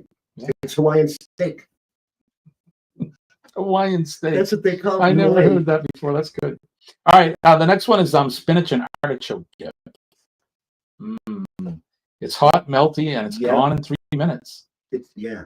It's, according to what I read, it's the number one. But it's good. It's creamy. It's cheesy. It's yeah. We'll go out. Where is it? Colleen and I go somewhere, and you can get it in a little. It comes out in a little cast iron frying pan. Oh, And yeah. they bring that out. It's all Oh, bubbly. bubbly. Yeah. And they put that on the table, and you got some chips, and Oh. it's good. Artichoke and artichoke dip. Yeah. So easy. Jeez. Our mics are connected to the We table. got guys doing work under the table. Hurry up. What's that hammering? Who's hammering? Stop that! I'm sorry. You ever seen Larry O'Donnell? No. News guy crying and Oh no, I whining have seen. about somebody hammering. I have. Nobody can hear it except him. I have. Who is that? He pulls a nutty. Goddamn hammer! Anyway. Well, see, when I grew up, we would call this an antipasto, but today they call it a charcuterie tray. Charcuterie board. It's a Charcuterie. meat tray. It's a meat tray. It's a meat and cheese tray. It's antipasto. But when did this term charcuterie? Well, and then so now, like who knows? I mean, like not that long ago. some 'cause trendy- I grew up my whole life, and I never Had to heard be the some word. trendy girl. Never heard the word. I'm gonna throw it out charcuterie. there. A woman put it out there, but they put all kinds of stuff on that now. There's olives and there's pickles and there's nuts, different nuts, and anything I guess is that little fingery kind of snack I more prefer. can be a charcuterie, Yeah, I more prefer traditional Italian, like an antipasto, right? Like a Hank salad. Remember those? Yeah. Oh, a Hank's. Yeah, there was Big, a. giant. We used to go to this place in Rhode Island called the Pizza King, and you'd order a Hank salad, and it was just, Seinfeld. They had the big salad. This made the big salad look like it was a tiny thing, and it came with all the antipasto on it. It was just so good. Mike says, or Lee says he could eat pigs in a blanket all day, right? Yeah, why not? Well, yeah. And then Mike's saying, I guess I'm an oddball. I don't like pigs in a blanket, although I'm the one at cookouts that will eat the 2 hot dogs without buns to even things out, right? And why not? I mean, who's the guy that eats the hot dog that's been on the grill for several hours and It's encased in carbon. Yeah, it's not like Han quite Solo. burnt, but it's like leather. It became leather on the outside. It's encased in carbonite like Han Solo. Yeah, we have friends that like them that way. Solo. Leatherneck. Yeah. So kind of to go along with the charcuterie board. Yeah. Is the ever and I think it's required by law that somebody brings the veggie tray to a party, a holiday party. You know, it's got your Cream cheese dip. it's got your baby carrots and your Celery. celery, and Cucumbers. little tomatoes, and Cucumbers. they appear at every party, untouched except for that one lonely carrot stick someone took out of guilt. I don't know. I like the veggie platter. I'll eat some of that. I'll eat some of that. Piece of the broccoli. Get some Although I'd rather broccoli. get the carrots and the celery.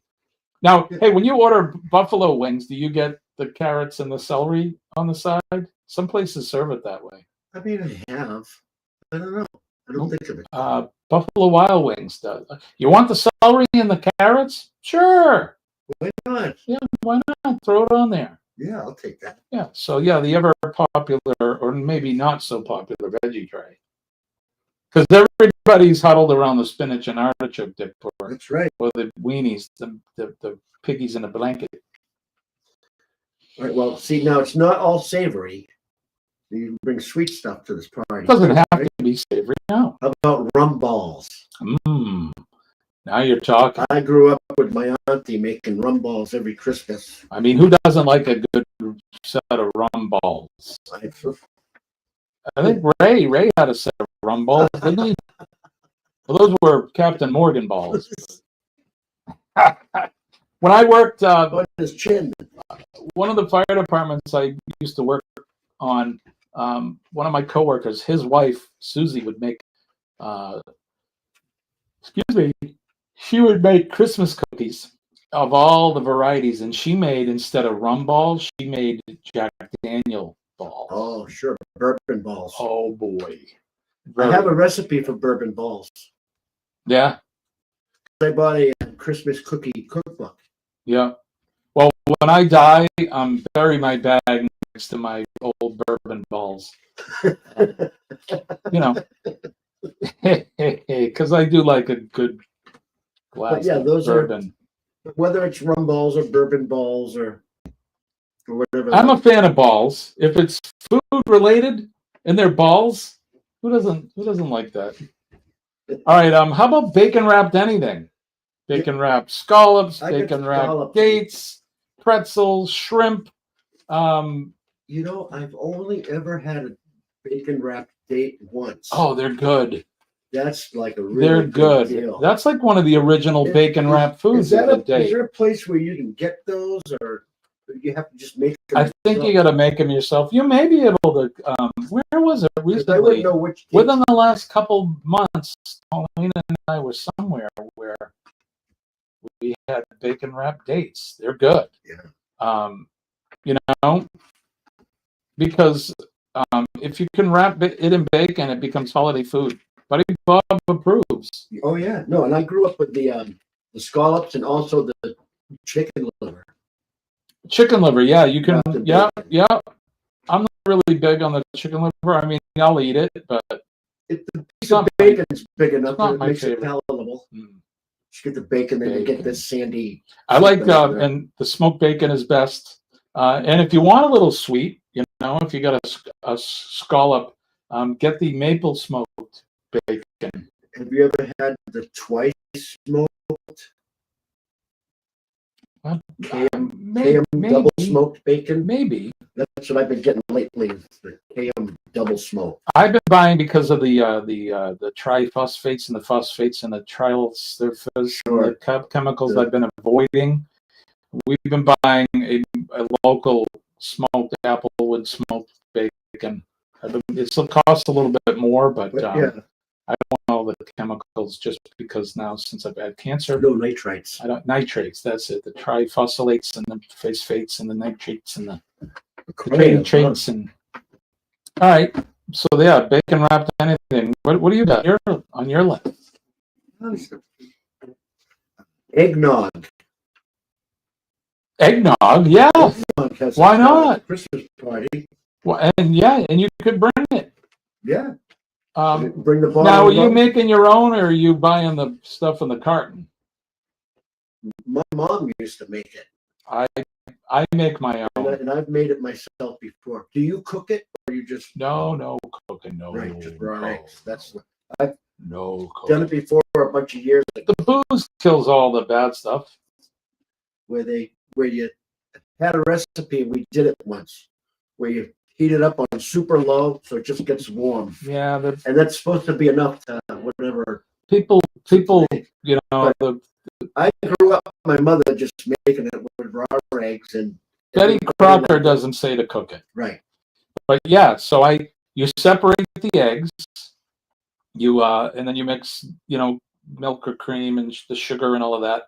And then I gotta try to remember it because the whites don't go in, they go in with the whipped cream, I think, after. You put the whites in the whipped cream, and then you fold all of that eggily goodness in. And add the rum, or I have one that calls for rum and whiskey together, which there you go. is really good. In fact, not that I'm proud of this, but back in the day, one of the sister-in-laws had a boyfriend at the time that was here at the holiday party drinking my homemade eggnog, and then he got stopped for DUI. So it's effective. It was very effective eggnog. But I'm good. Yeah, I'm good. Thanks for the eggnog. You sure you don't need a right arm? Just live. I have to remain to write science classes, sir. Yeah, unfortunately, he got in trouble on the right. That's just it was eggnog, officer. Yeah, it's just no, eggnog. No drinks, just eggnog. Yeah, it was I think I had too many eggs. Is all my problem. Lisa, Mike says that no, it was Lee. Lee says that Jack Daniels is good in Coke. Well, yeah. Right. All right. How about and these don't last very long. Deviled eggs. Oh. The snack that tastes heavenly and smells like pure regret after an hour on the table. They never last an hour on the table. Again, that's on my list too. Deviled eggs. And I don't know about you, but it's hard to eat one. So you throw that in there, you go, oh, that tastes like that was pretty good. And next thing you know, your cholesterol and triglycerides are through the roof. It reminds me of something. 3 more. Yeah, they don't last an hour on the table. And if you're gonna make them, you got to do 24 eggs. That way you got 48 of them, and then people can. And the Christmas party, they'll last a little bit longer. It's when you make them in July and set them out on a picnic table in the glare. No, not good at a cookout. No. No, it's more for holiday time when the weather's cooler. And I don't know if you noticed, Buddy Bob, but we got our autumn theme. Oh, look at that! Out on the deck with a fire going, and the leaves are falling. And, relaxing. Yeah, very relaxing. All right, what do you got next? I got a cheese log. Oh, cheese log. Who doesn't like the cheese? I mean, on my list, I have the giant cheese ball, but it's basically the same thing. It could be a ball, it could be a log. Yep. It's got nuts pressed into it, maybe. Yeah. Maybe, and some I've seen toothpicks with some of the dry beef or prosciutto on it. And yeah. The giant cheese log. Who doesn't like the cheese log? The king of holiday parties, it says, spreadable joy, a spherical masterpiece, and by the end of the night, it looks like it lost a bar fight. So I don't know who it was, but every year my father would get one of them Hickory Farms things with the giant beef sticks and all that, and the big cheese log in it. Yeah. That would be the first thing to go, would be the cheese log. They make a sweet mustard too that would come in that gift pack that I'm a big fan of. Really good. That's good on a hot dog. That sweet mustard. I think that's good on a flip flop. Yeah. That would be really good on an old sneaker. Yeah. I'll spread that on my shoe and eat it. All right, I got shrimp cocktail. Oh, I didn't have that one, but that's a staple. Right? Especially here in New England. Shrimp cocktail. It's cold, fancy, perfect for someone who wants to feel classy while standing next to the cheese ball. You know? I'm looking at the cheese ball, but I'm having my shrimp cocktail. Oh, indeed. And if you like started drinking before you hit the shrimp cocktails, Yeah. Oh, all right, start just piling the shrimp. Wasn't that on a Seinfeld? You can scare some people out. What's his? Who's the guy that worked for the Yankees? George. Yeah, George Costanza. He was hovering over the cocktail bar. Double dipped. Yeah. You double dip? No, I didn't. Oh, that was the chip one, but still. It's just like putting your whole mouth on all the food. Right? You should have just spit in it. You bastard. Right? Yeah. If Kenny was in the room, exactly, Lee, all the deviled eggs would be gone. Someone he says now someone brings up the Jello shots. I'm there. Jello shots are good too. When we go camping up in Ossipee there in September, one of the wives brings out a cooler full of Jello shots. Oh yeah. Yeah. Yep. So it might show up at the Christmas party. You never know. Right? You never know. All right, so I got next up nuts. Just nuts. The bowl of nuts with the crackers in the little picks. You know, you get walnuts. Oh, so they're in the shells. Still. Yeah. And the Brazil nuts. Right? And the hazelnuts and all that. Oh yeah. So my mother, every Christmas, we'd have a bowl full of those, right? The mixed nuts with the crackers and a bowl of fruit. Oh. Oranges, apples, bananas, grapes. Yeah. She would bring both out. That was a holiday thing. The nuts and the bowl of fruit, they went together. Yeah, and the fruit nuts. Good. And then we'd watch Alistair Sim's Christmas Carol, and we'd be cracking nuts and eating fruit. Before the turkey and that was ready. Because we always ate turkey for Christmas. I still like to watch the George C. Scott one. Yeah, that's okay.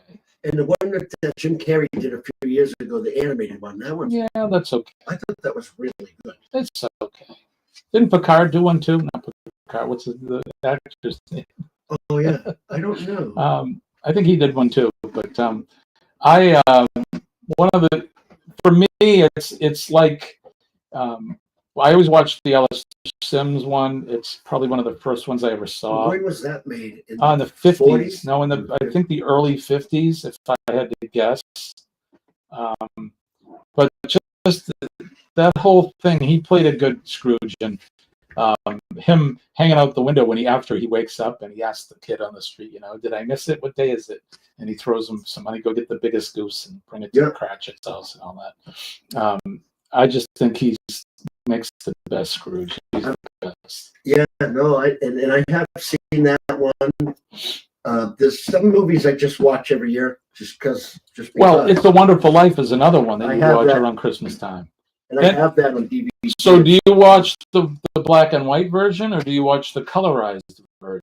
So I have because they're both the same movie. I have the DVD as the colorized version. Yeah. And that's good. I think the colorized one is, I don't want to say it's better because it's not. No, I'd like to it's good. Too. But where do you get off calling me Nick? Where do you get off? All right, show these pixies to the door. Look, I'm giving out wings. It's one of my favorite movies of all time. All right, where were we? What did you? Oh, I said shrimp cocktail. So. No, and then let me see. Okay. Oh, yeah, that's right. Shrimp cocktail. Christmas cookies. Oh, Chris, I got that too. Holiday cookies. So he's got to bring the cookies, man. Sugar cookies, gingerbread men. At least one cookie shaped like something that wasn't meant for children. The cookie that's got the jam in the middle, like the Oh. stars. It's one on top of it with the jam in the middle. Yeah. It's a Linzer cookie, I think. A Linzer. Yeah, I think you're right. It's a Linzer cookie. Look at you. Look at the big brain on Buddy Bob. Check out the Linzer. big and bread. The Linzer cookie. Those are good, though. You know what else I like? And it's not really holiday. I guess they can be the Italian cookies. Yeah, the anisette cookie. With all the little colored candies on the outside and glaze of sugar goodness on the outside. My neighbor friend makes us every year. She makes pizzellis. Pizzelle, yeah. Pizzellis. Yeah. She makes those. She makes some good, Pizzelles. really good anisette flavor. Yeah. My grandmother made them, and my Aunt Barbara, you know Aunt I Barbara, had hers. every year she would bring me a thing of Pizzelle cookies because they're one of my favorites. I love the anisette flavor. Yeah. Yeah, no, those are really, really good. Yeah. Holiday cookies are the best. You wolf down the cheese ball and all of that, and then you go for the cookies. We have a neighbor. She's been doing it for years. And she makes food. Yeah, our neighbor Gina, every year she makes a platter. It must be like 15, 16 different varieties of cookies. Yeah, that was. She makes one like for my friend's all the days. wife, Susie. Same thing. Yeah. All the candy cane shortbread cookies and the chocolate ones and the gingerbread men, all that stuff. Chocolate chip with the mint M&Ms in it. Gingerbread women as well, because we don't discriminate. I wonder if they have. Do they have LGBTQ gingerbread now? Maybe you maybe you could. That would be interesting. So is the hair blue and it's got a mustache but wearing a dress? I don't know. It's hard. A gingerbread man with a septum ring? Hard to tell. I don't know. We do septum ring gingerbread men. Yeah. With blue icing for hair. Yeah, blue icing with a mustache, wearing a skirt. I don't know. Could be. Why not? I'd eat one of those. They better taste good. Merry Christmas. Yeah. Merry Krimmel. Yeah, my fire department's going out on a call. I get all the text messages because I'm a chief. I got to know when the kids are out working. The next one, we were talking about the weenies in a blanket. What about cocktail wieners? Cocktail wieners? In the sticky sauce, it says. Yeah.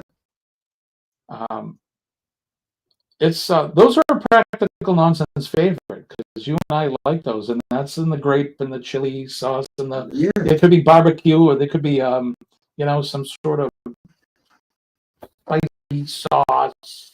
Yeah. According to a good candidate for the grape chili though, and the chili stuff. Yeah, Buddy Bob, we were talking about it off camera. He calls them precious. They're just those are precious. The cocktail wings. Those are precious. Stay away from my weenies. Yep. Hands off my weenies. I mean, that's it for me because. Good afternoon, John. Thanks for coming in, buddy. What is Mike saying? I like sugar cookies with cream cheese frosting. Okay. Are those similar to the beanie weenies? Kind of, but without the beanies. They come in with their sauce, so it's like another adaptation would be like the cut up kielbasa in the sauce. Yep. Or the meatballs. We talked about meatballs. It's sort of like that, but they're the teeny weenies. Yeah. The last one I got on my list is that was it. I had the cheese ball was the last one, so that's our top 10. You guys may like something different. You may have something different on your list of top 10 favorite holiday party foods. Regionally, there should be some differences. Yeah, I wonder, is there something that's more southern or more, central, like Great Lakes area, like the central north? Yeah, you don't see many pies at a party though like that. That's more at the meal, your holiday meal. Yeah. My mother would make a gazillion pies. We had apple and pumpkin, and we'd have I like the chocolate cream and Banana cream. Banana cream. Banana cream. God bless pies. Nancy. She's a great cook. She made all the good stuff. Yep. She'd make me all the good stuff. When I go down in March, I'm going to go down to Florida in March. I guarantee she'll be making me something. A Making lasagna. bread. Yeah, I'm not going to eat so much bread anymore. But your mother made good bread, though. My mother does make good bread. She makes that's Nanny's bread. The best bread on the planet. It comes out of the oven hot. You slice it when it's hot. Melt the butter and just a little bit of sugar on it. When I was a kid, that was a staple for us. Oh, yeah. Nice. How many sandwiches did you eat in your life with that bread? Your father go to work every day Right. eating them sandwiches. Well, and especially at Thanksgiving. So for Thanksgiving and Christmas, we would have a turkey. You know, we didn't do. You know, some people do a ham on Thanksgiving or vice versa. Turkey on Thanksgiving and a ham on Christmas. We did turkey and we did turkey. Yeah. Well, the bread was always there too for the holiday meal. Well, the next day, hot turkey sandwich, a big thick slice of that bread with the gravy on it, and put a little stuffing on it, and just making me hungry. Wicked hungry. Just making me want some of your mother's bread, really. Yep, Nanny makes the good bread.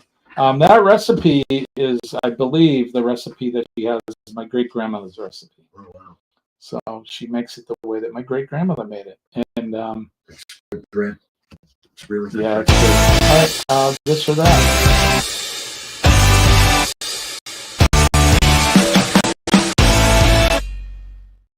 Pretty good. You like that one?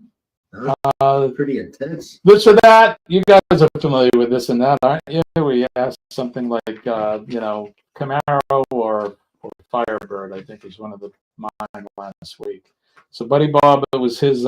It's his honor this week to do the this or that. To ask me the 10 this or that things, and you got to pick one. You have to pick one. So That's what it is. what do you got, Henry? What do you got for me? All right, we got Night at the Opera or Dinner in a Jazz Club. Oh, so we're not talking the album Night at the Opera or Dinner at a Jazz. Actual night at an opera Yeah. or dinner at a jazz club. Oh, I'm doing Dinner in a Jazz Club. I'm not a big opera guy. That's why I had to specify. You're not talking about the album, right? Yeah, Dinner in a Jazz Club. Why not? You get music and a meal. I like it. That's right. And there wasn't somebody, you know, singing in German at the top of their lungs, and you know, or Italian and German. Not that there's anything wrong with that, but it's just not my bag. Okay, number 2, Barbra Streisand or a loaf of marble rye.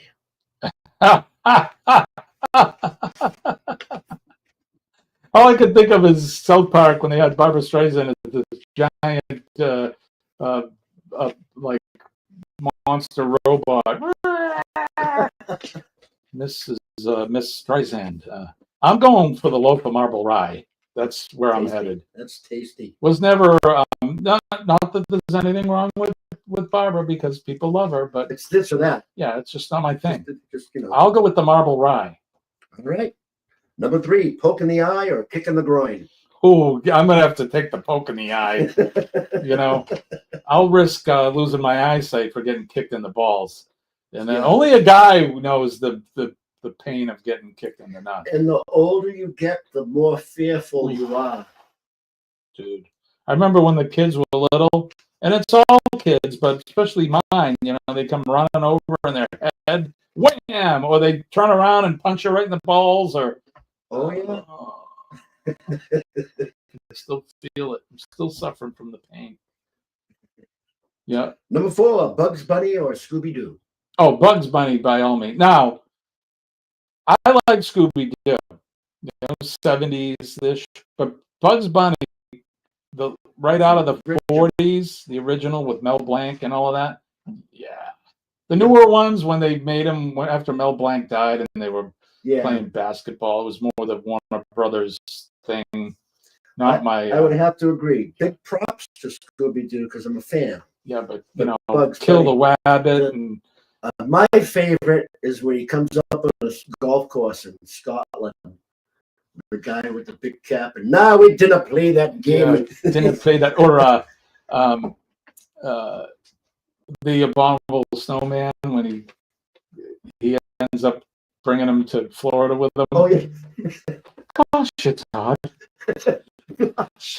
Gosh, it's hot. Yeah, Bugs Bunny the best. Number 5, cliff diving or skydiving. Like, am I doing it or? Would you rather jump off a cliff or jump out of an airplane? Gee, that's tough because you jump and you jumped out of it. You hope it's going to open, and but jumping off a cliff, if the water's not deep enough or Or if you don't jump out far, you misjudge it, you're going to be cliff scraping. all I could say is when you jump out of an airplane, there's nothing you can hit. Well, except for the ground. Right. You're not going to bounce off a cliff. I'm going to go with cliff diving just because it's not so high. I'll take my chances with the cliff diving. I watched that on Wide World of Sports. And as long as you hit the water right. Live from Acapulco. Yeah. Oh, yeah. Cliff diving. And I'd watch it on TV and it looked like them guys' heads were coming this close from the rocks. Right. And I'd be like, no, dude. There's an excursion on one of the cruises that you can take where you can book the excursion to go to this bar where there's cliff divers. Go to the bar and you drink and watch these guys dive off a cliff. Cool. Take bets on who's going to bite it. Yeah. Who's this guy and the budgie smuggler? Which one's going to hit their head? Okay, on to number 6. Explore outer space or explore deep undersea? Oh, that's a good one because I'd like to do both. I think undersea, and I'll tell you why. Because the deeper you go into space, the more time, time goes by quicker if you're out in space traveling at the speed of light or whatever. At least if I went in the ocean and I came back up, everybody I love and all my friends would still be here. You could go explore out into space and come back, and it's like a couple hundred years in the future. And then there's this thought I had. The deeper you go into space, the less there is. Well, the less. Do we know that? I don't know. The deeper you go into the ocean, there's more to see. Well, yeah. Eventually you're going to hit bottom. Yeah. Or come out on the other side. They have this robot now that's in the Mariana Trench, just making its way along the trench. Now, yeah, it would have to be a submarine that could handle the pressure, not like those guys with his kid that went down and the thing crunched up like a tomato can. Yeah, that was a bad idea anyway. Yeah. Not to mention it was a gravesite. Right. Okay. We're on number 7. Tuna salad or egg salad? That's the toughest one on the list so far. Oh, I love egg salad because it's almost like a deviled egg between bread. But I love a good tuna fish sandwich with the right amount of mayo and. I like a tuna fish sandwich in a pita pocket. I'm going to go with the tuna fish sandwich. If you go to Cahill's in Hudson, and you get they got the best tuna salad. They got a really good. Ray used to get the tuna. I used to get the steak and cheese most of the time. So good. Now, if I go to Cahill's, I usually get the tuna fish. It's so good. It's good to know. All right, number 8. An 8-hour flight or an 8-hour train ride? I mean, the 8-hour flight, you're probably going to get further away. Again, I know it's not on the list. It would depend on the destination. But as far as stuff to see, the 8-hour train ride. Right. And lately, I've been watching a lot of videos like not Harold Balder, but Bald and Bankrupt. And I've been watching this guy, Simon Wilson. And another guy, Downey. His name is Mike Downey, I think. And they do a lot of train stuff. Like some of them are in, they're in Vietnam on a train, or they're cool. Downey usually does Canada. He does the States. He has done some other countries as well. I've been longing to go on a train trip. In fact, one of the things I've been thinking about doing for my next or one of my future videos when I'm able to, and maybe you would want to do this with me, is take the Downeaster up to some town in Maine, ride the train, and then stop in like Portland, Maine, say, go down to the old port, do some shopping and some eating, and then take the train back. Yeah. Wouldn't that be cool? Yeah, absolutely. Would Yeah. be cool. So train. I would do the train. I would dig that. Yeah, the train ride, I think. Okay, number 9. Get up early or stay up late. Well, how old am I? I guess it would all depend on what you're doing. Because I get up early all the time. Every day I'm up early. At 5 o'clock, that's early, I would assume. The earlier you wake up, the least amount of time you can stay up. But back in the day, I used to like staying up late. I mean, Right. Especially being in a band. Right now, though, at 61 years old, yeah, getting up early, waking up early. I agree. All right, last one. This or that. Pick between an elephant-sized squirrel or a squirrel-sized elephant.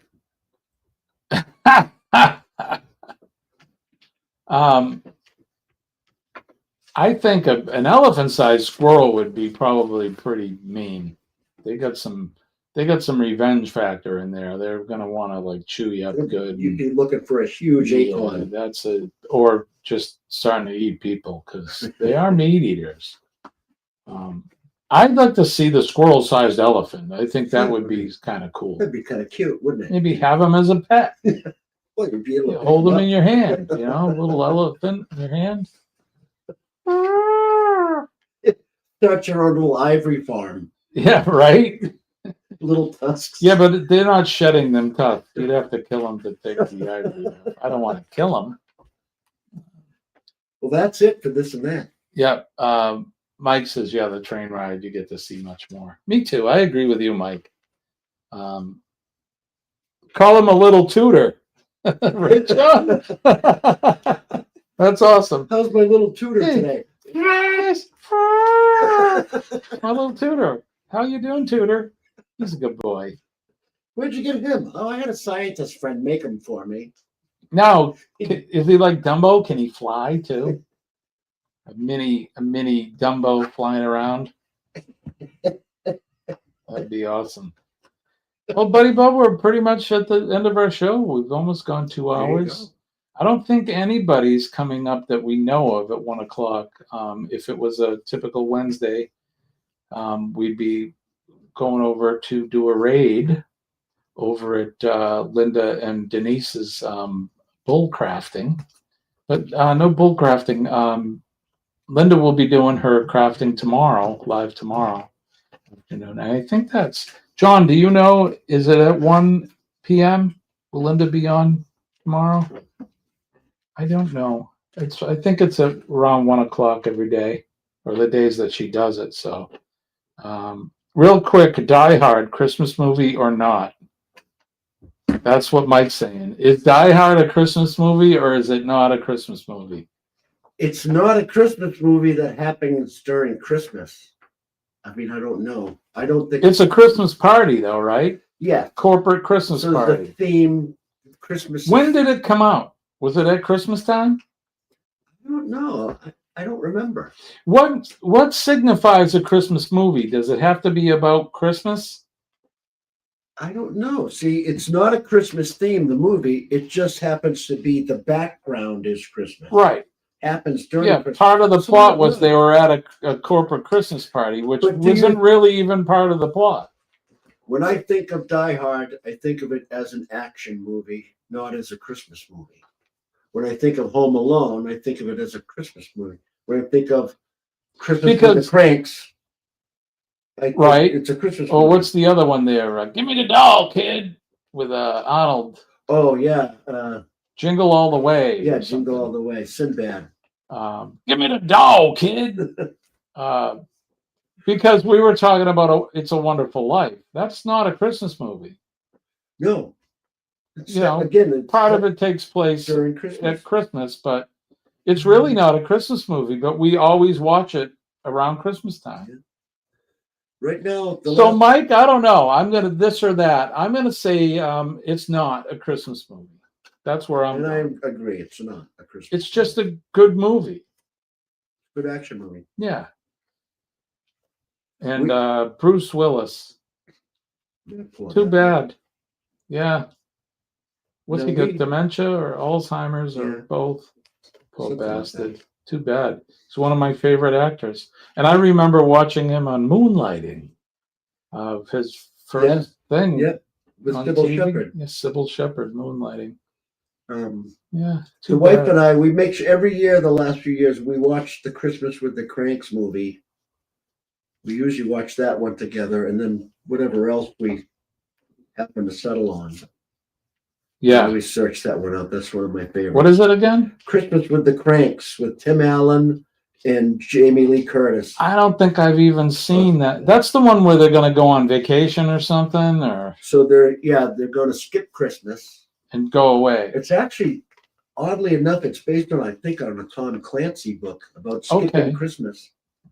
But their daughter goes away in the Peace Corps, so they decide to skip Christmas and go to school. But then a whole bunch of comedic things happen. And then the daughter calls at the last minute, says, "Oh, now I'm coming home for Christmas," and they have to scramble. Oh, see, it's a last minute thing. And they live in a neighborhood where everybody decorates and all the neighbors, and so all the neighbors are mad at him because he's skipping Christmas. I see. And But at the end, everybody has a happy. I don't want to tell you the whole movie because you should fun-filled, watch it. We watch it every year. I'll watch it. And we laugh. I like a good Christmas There's movie. some parts in the movie that are just so funny, and it's aged well. I think it was the very early 2000s. Christmas that with the came out. Cranks. Yeah, no, didn't know about that one. But the older I've